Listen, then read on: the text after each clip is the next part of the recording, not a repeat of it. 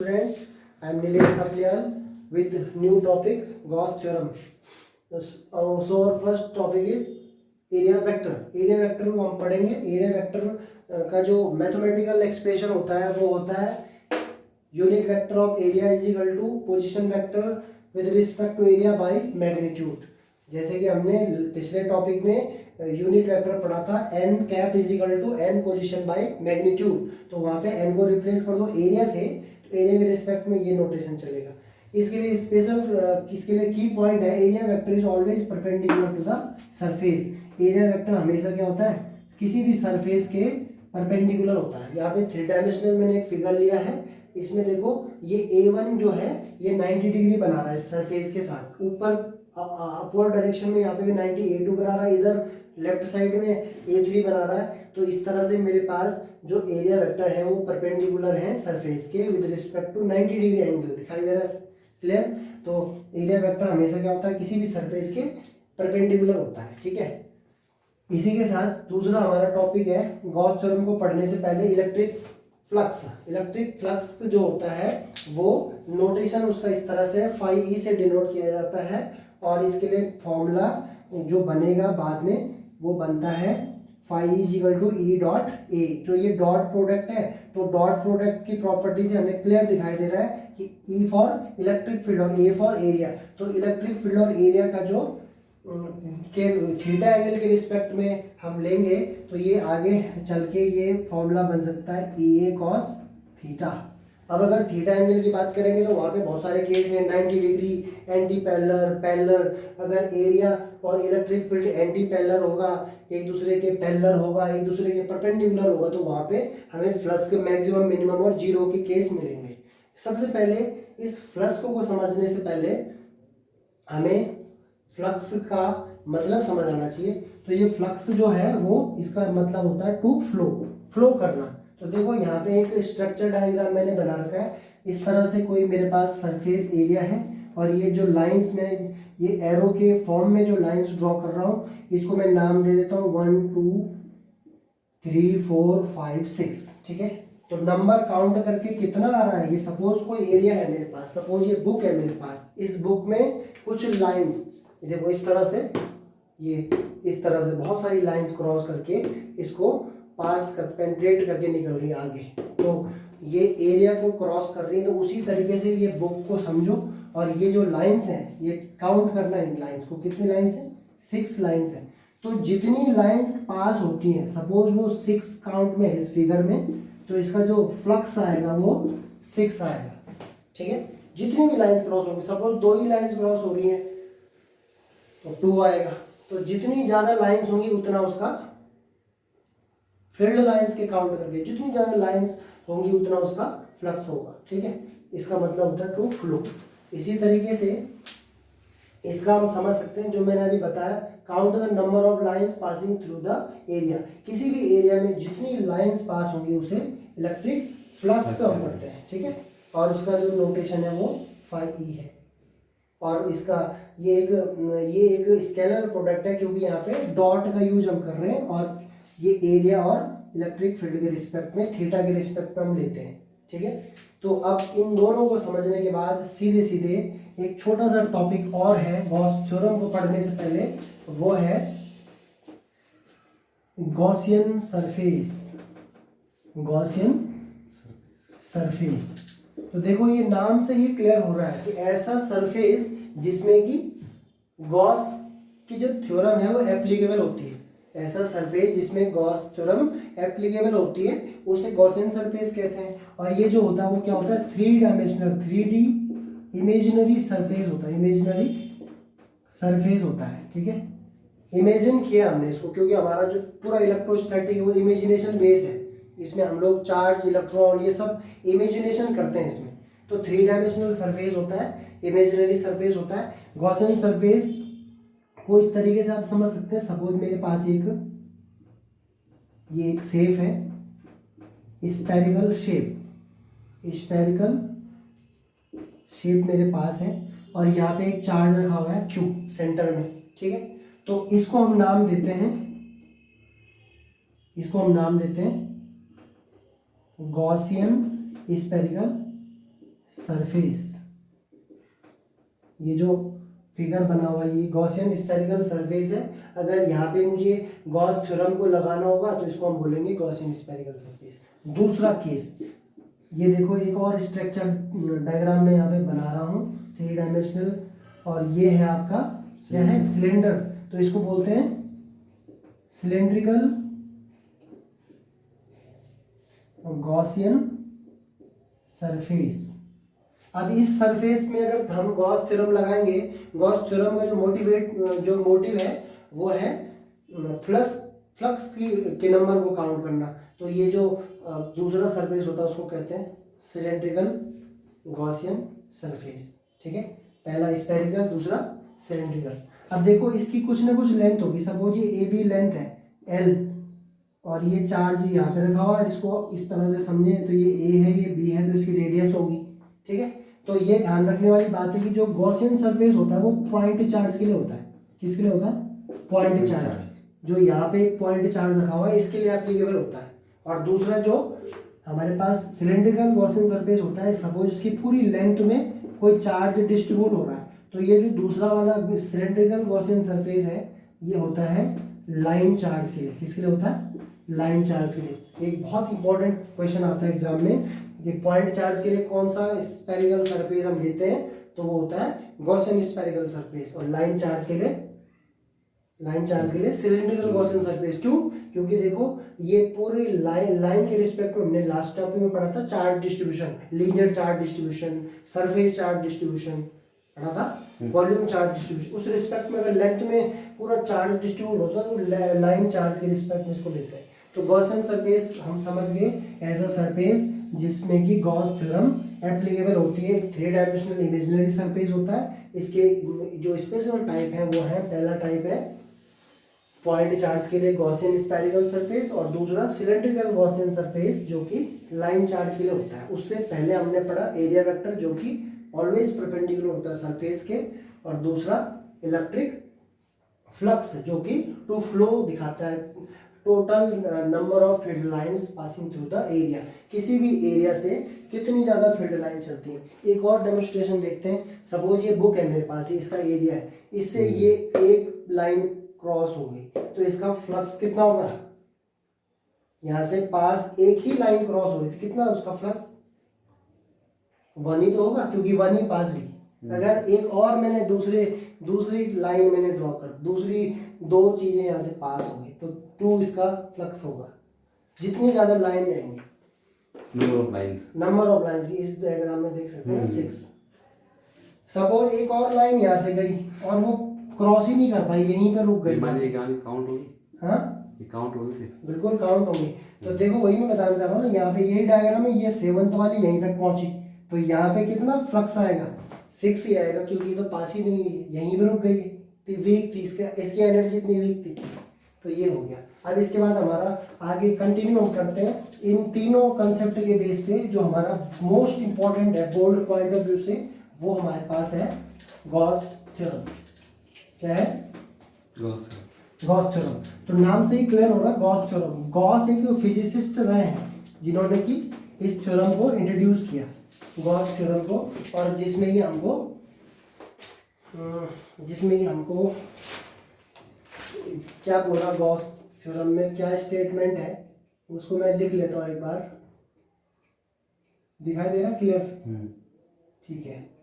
तो Gauss theorem क्या है, पहले इसका मैथमेटिकल एक्सप्रेशन लिखते हैं। ये फाई ई से डिनोट किया गया। क्या है? Phi E. Phi E means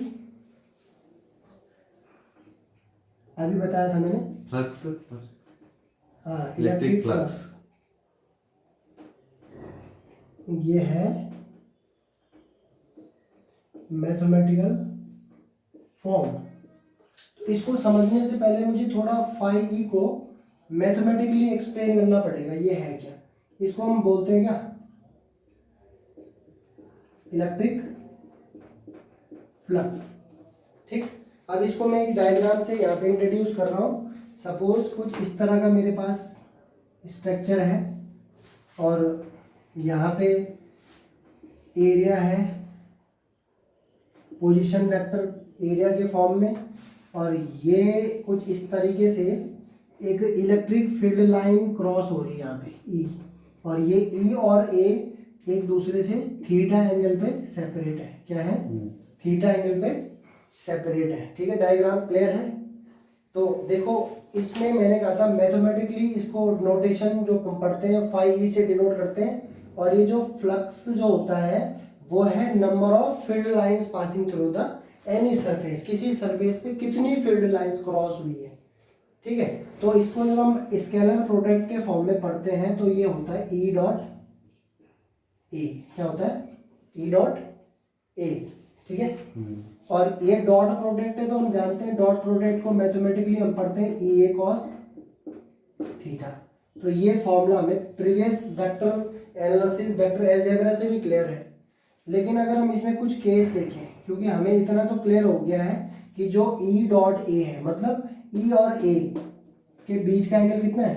theta. अगर ये एंगल थीटा 0 डिग्री होगा तो इस डायग्राम को हम किस तरीके से इमेजिन कर सकते हैं कि ये डायग्राम कुछ इस तरह से होगा कि एरिया और इलेक्ट्रिक फील्ड के बीच में 0 डिग्री का एंगल है, तो वो क्या होंगे? मैं देखो अगर इलेक्ट्रिक फील्ड ये है और यहाँ पे मुझे एरिया को मैं डिनोट कर रहा हूँ क्योंकि area always perpendicular to the surface, तो ये 90 बन रहा है। तो ये अगर इलेक्ट्रिक फील्ड है तो ये एरिया है, तो यहाँ पे कितना डिग्री का एंगल बनेगा? 90। यहाँ पे 180। यहाँ पे बन ही नहीं रहा एंगल, 0 डिग्री। और अगर ये ई है और ये 180 इस तरफ है तो ये एंगल कितना है? तो ये हम बहुत बारी डिस्कस कर चुके हैं, पिछले वाले टॉपिक में भी हम टॉर्क वाले केस में डिस्कस कर चुके हैं। तो थीटा अगर 0 होगा तो हम सोच सकते हैं ई और ए क्या है? यूनिडायरेक्शन, अपोजिट 180 डिग्री हो गया। 180 डिग्री हो गया। ठीक है, परपेंडिकुलर 90 डिग्री हो गया। तो मैं सीधे सीधे बोल सकता हूँ कि जो फाई ई होगा, जो फ्लक्स होगा वो होगा ई ए, और ई ए क्योंकि डॉट प्रोडक्ट है तो क्या आएगा? cos 0, और cos 0 कितना होता है? 1 मीन्स ये आएगा ई ए। दूसरा केस अगर मैं समझूं, if theta is equal to 90 degree, मतलब जो ई होगा वो क्या होगा? एरिया और ई के बीच में परपेंडिकुलर का रिलेशन होना है। ठीक है, तो जो फाई ई आएगा वो कितना आएगा? ई ए कॉस 90, और कॉस 90 कितना होता है? 0 होता है। तो फ्लक्स यहाँ पे कितना आ गया? 0। ठीक, तीसरा केस क्या होगा? If theta is equal to 180 degree, और ये हमको ध्यान रखना है कि cos 180 की जो वैल्यू होती है वो होती है -1, क्योंकि जब हम एक्सेस की बात करते हैं तो एक्स एक्सेस इस तरह से, तो ये लाइन में क्या आएगा? सिर्फ यहाँ पे सिर्फ cos वेरी करता है, साइन 0 हो जाता है। ठीक, तो ये हो जाएगा आपका phi E is equal to E A cos 180, और cos 180 -1 होता है। तो देखो यहाँ इन तीनों रिजल्ट से हमें एक ऑब्जर्वेशन मिल रही है, सबसे मिनिमम जो फ्लक्स होगा वो क्या होगा? 180 के केस में माइनस आएगा। सबसे मैक्सिमम जो फ्लक्स होगा वो किस केस में? 0 डिग्री। cos 90 के केस में तो 0 हो रहा है ना, 0 फ्लक्स। वो cos पे डिपेंड करता है ना, जो थीटा एंगल है वो ई और ए का रेशियो रिलेशन है, तो ये थीटा एंगल डिपेंड करेगा cos की वैल्यू पे। ठीक है, तो ये हो गया। तो फ्लक्स तो हम समझ गए। अब इसको समझने के बाद मैं सीधे आ रहा हूँ गॉस थ्योरम पे। मैथमेटिकल एक्सप्रेशन मैंने लिखा हुआ है और इसमें जो टर्म्स यूज हो रहे हैं उसको भी मैं लिख लेता हूँ। Where phi is equal to, short में लिख रहा हूँ, इलेक्ट्रिक फ्लक्स। क्यू क्या है? चार्ज। एप्सिलॉन नॉट क्या होता है? Permittivity of space. Permittivity of space और वैक्यूम, फ्री स्पेस। तो ये तीनों सिंबल हमें पता लग गए क्या है।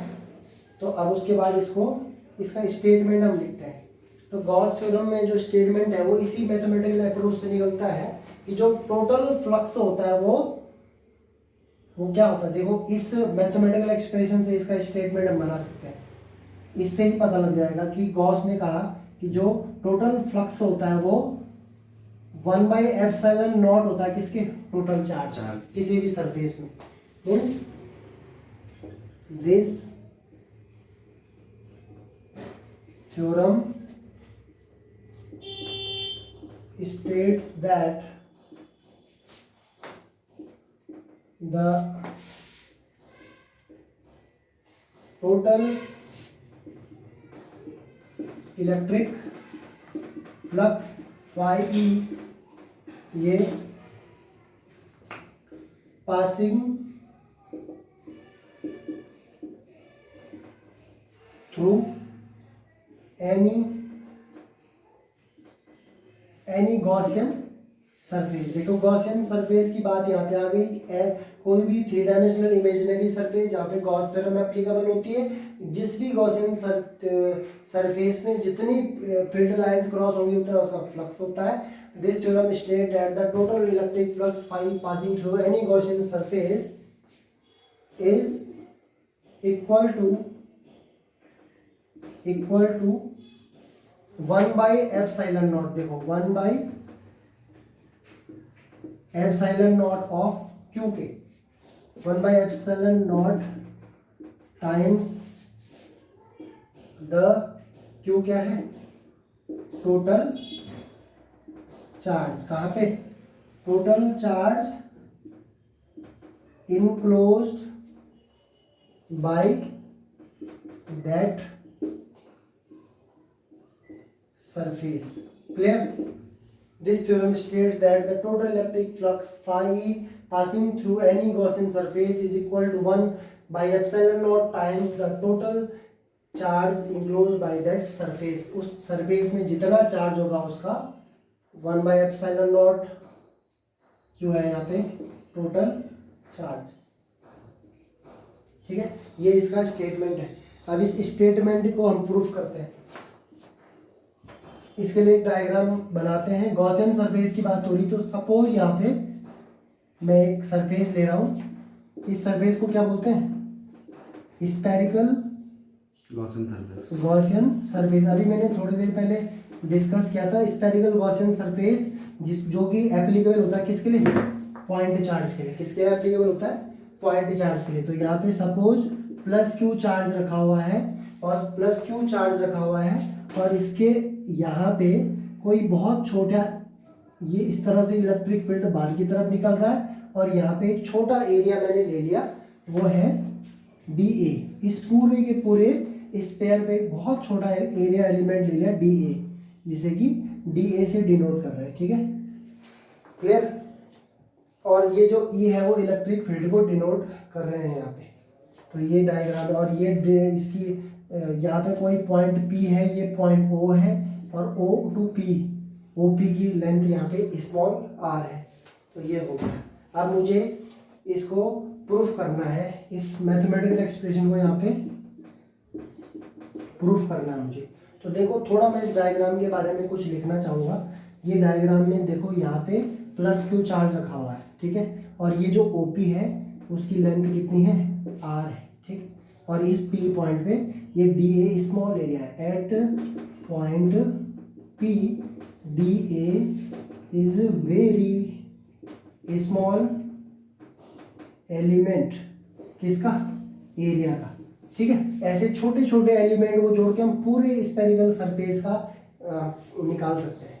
ठीक है, जब उसको समेशन लेंगे, उसको इंडिकेट करेंगे, तो बहुत छोटे एलिमेंट के रिस्पेक्ट में, तो देखो हमें फ्लक्स का रिलेशन बताना है। तो फ्लक्स जो होता है वो हमको पता है, जो ये निकलता है वो इलेक्ट्रिक फील्ड और एरिया का डॉट प्रोडक्ट निकलता है। तो देखो जब इलेक्ट्रिक फील्ड E है और स्मॉल एरिया dA है और ये फ्लक्स हमें मिलेगा यहाँ पे, ठीक है, इस तरह से। लेकिन मुझे मालूम है कि क्या, ये जो इस वाले डायग्राम में देखो, ये वाली लेंथ आउटवर्ड डायरेक्शन में मुझे दिखाई दे रही है क्या, इलेक्ट्रिक फील्ड की। और इसी के साथ मैंने यहाँ पे क्या ले लिया, स्मॉल एरिया एलिमेंट ले लिया dA। तो देखो अगर if E electric field and dA ये यहाँ पे एक दूसरे को, यहाँ पे एक दूसरे के बीच में कोई एंगल बना रहे, 0 डिग्री का एंगल बना रहे, इनके बीच में क्या है, एंड ए, ऐसे लिखते हैं इसको, दी angle between electric field and A small area is 0 degree. तो cos 0 की वैल्यू कितनी होती है, 1। cos 0 कितना होता है, 1। तो जब मैं यहाँ पे फ्लक्स निकालूंगा तो फाई इज इक्वल टू क्या हो जाएगा, E dot D A cos of 0। तो cos 0 1 होता है, तो ये ई डी ए आ गया, क्या आ गया, ई डी ए। तो फाई इज इक्वल टू क्या आ गया, ई डी ए। इसको हम मानते हैं फर्स्ट इक्वेशन, ठीक है। यहाँ पे इस डायग्राम में जो दिखाई दे रहा है आउटवर्ड डायरेक्शन में फील्ड है, और यहाँ पे मुझे छोटा एरिया एलिमेंट ले लिया डी ए। अब मैं इसको आगे बढ़ाऊंगा। अब देखो हमारा काम बहुत आसान है।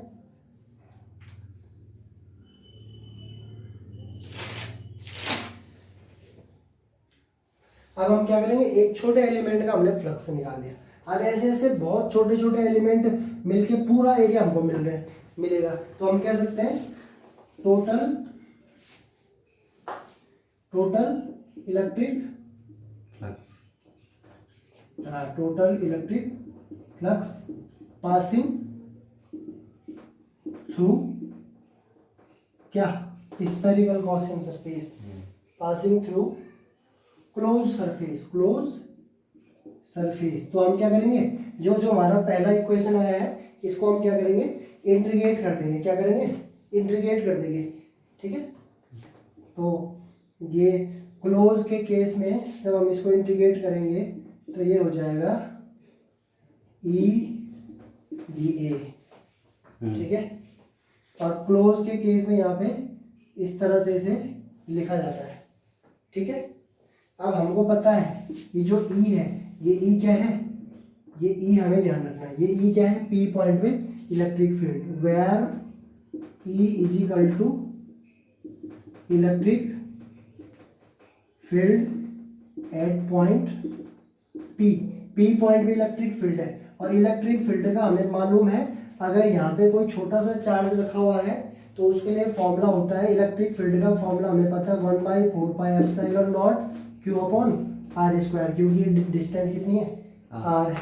तो ये है। अब हम इसका यूज करेंगे यहाँ पे, तो हमको एक जो टोटल इलेक्ट्रिक फ्लक्स जो मिलेगा वो मिलेगा, यहाँ पे ई को रिप्लेस कर देंगे 1/4πε0 Q upon R square D ए।